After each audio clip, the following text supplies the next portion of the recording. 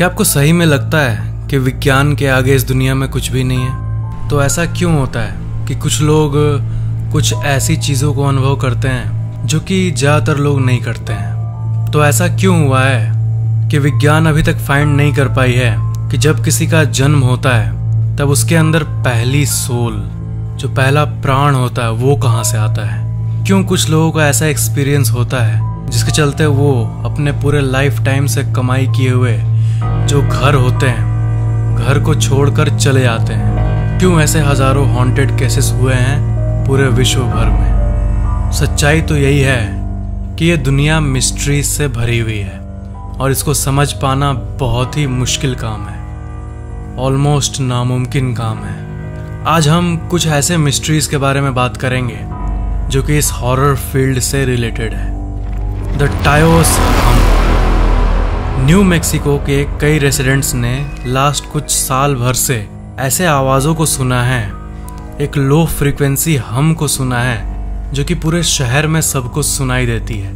इस आवाज़ के बारे में मैंने आपको पहले भी बताया है और दुनिया भर में कई जगह पे ऐसी आवाज़ सुनाई देती है।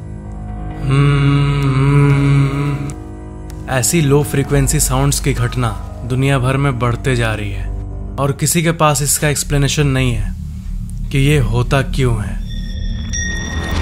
The mystery of Bigfoot. Bigfoot के बारे में क्या आपने कभी सुना है? हम ये तो जानते हैं कि इस धरती पे इंसान रहते हैं और हजारों अलग अलग टाइप के जीव जंतु रहते हैं, लेकिन न जाने ऐसे कई जीव है इस दुनिया में जो कि शायद होते तो हैं बट उसके बारे में इंसान को पता नहीं है। जैसे मॉथमैन, बिगफुट। बिगफुट एक ऐसा जीव है जिसको सदियों से लोग देखते आ रहे हैं और पैर के निशान पाए जाना ये सब बिल्कुल आम बात है। डिस्कवरी चैनल और ऐसे जितने डॉक्यूमेंट्री फ्रेंचाइजेज हैं उन्होंने कई डॉक्यूमेंट्रीज बनाई हैं इस बिगफुट पे और इनफैक्ट ऐसे कई एलिजेड केसेस आए हैं जिसमें ये क्रीचर्स इंसानों पे हमला भी किए हैं। अगर आप कहोगे तो मैं इसके ऊपर एक पूरी वीडियो बना दूंगा। Intuition, sixth sense. क्या साइंस ये एक्सप्लेन कर पाई है कि सिक्स्थ सेंस आखिर काम कैसे करता है? हमारा इंट्यूशन, हमारा सिक्स्थ सेंस, जिसे हम गट फीलिंग कहते हैं, कुछ भी अच्छा या बुरा होने वाला होता है तो हमें पहले से ही ये फील होने लगता है। साइंस इसका आंसर ये देती है कि हमारे ब्रेन के अंदर जो नॉलेज है, जो एग्जिस्टिंग एक्सपीरियंसेस हैं, उसके हिसाब से ब्रेन बताता है हमें कि ये चीज़ अच्छी होने वाली है या बुरी, और इसी को हम लोग गट फीलिंग कहते हैं। बट गट फीलिंग इससे भी बढ़ के होता है। क्यों ऐसा होता है कि परिवार का एक इंसान धरती के एक कोने में है और दूसरा इंसान धरती के दूसरे कोने में है और आपस में कई महीनों तक कम्युनिकेशन ना होने के बाद भी और इतने दूर होने के बाद भी फैमिली मेंबर्स को ये फील होने लगता है कि उसके साथ क्या हो रहा है? ऐसे कई अजीब केसेस हुए हैं। इंट्यूशन को प्रूव करना या इस पे स्टडी करना ये साइंस की बस की बात नहीं है। साइकोलॉजी जो होती है वही इस इंट्यूशन वाली फीलिंग को एक्सप्लोर करता है। कई लोग ऐसे होते हैं जिनके अंदर बर्थ से ही एबिलिटी होती है कि वो ज़्यादा फील करते हैं। ज़्यादा फील करने से मतलब ये हुआ कि हर कुछ के गहराई को वो फील करते हैं। एंड फॉर एग्जांपल, मान लो कि किसी घर में वो गए और उस घर में थोड़ी सी भी नेगेटिव एनर्जी है तो उनको पता चल जाएगी। जैसे कि जो फेमस पैरानॉर्मल इन्वेस्टिगेटर्स थे, एड और लॉरेन वैरन, वो कॉन्जरिंग मूवी में दिखाई गई। पहली बार जब उस घर में गई थी तब उसको फील होने लगा था कि उसमें क्या था। एंड ऑलमोस्ट सारे लोग जो कि अपने करियर को as a paranormal investigator choose करते हैं वो बर्थ से ही ऐसी चीज़ों को फील करने वाले एबिलिटी के साथ जन्म लेते हैं। ऐसे कई घर है इस दुनिया में जो कि बहुत सस्ते प्राइसेस पे अवेलेबल है बट उनको कोई लेना नहीं चाहता। रीज़न है सेफ्टी। जो लोग ऐसे घर में जाते हैं और जो फील करने वाले लोग होते हैं, वो जो फील करते हैं, उनके एक्सपीरियंसेस की बात करें तो फिर ये टॉपिक निकलता है, द मिस्ट्री ऑफ कोल्ड। ठंड लगना, ठंड महसूस होना, अचानक से ठंड महसूस होना, ये एक ऐसी चीज़ है जो कि हर पैरानॉर्मल इन्वेस्टिगेटर एक स्ट्रेंज इनकाउंटर होने के पहले एक्सपीरियंस करता है। उनके हिसाब से, उनके अकॉर्डिंग, जब भी कोई एनर्जी आपके सामने होती है तब आपको टेम्परेचर में कमी नज़र आती है। एंड हम लोग सबको ये पता है कि जब कोई मरता है तो उसके डेड बॉडी का जो टेम्परेचर होता है वो कम हो जाता है, वो रूम टेम्परेचर पे आ जाता है। और बॉडी का जो नॉर्मल टेम्परेचर होता है वो एक्चुअली में थोड़ा हीटेड होता है। आप अपने स्किन को टच करके देख सकते हो, वो आपको हीटेड फील होगा। पोजीशंस जैसे नेक पे आप हमेशा एक हीट फील करोगे। तो हीट लाइफ को दर्शाता है और बॉडी में कोल्डनेस डेथ को दर्शाता है। डेड बॉडी पूरा ठंडा पड़ जाता है कुछ घंटों के बाद।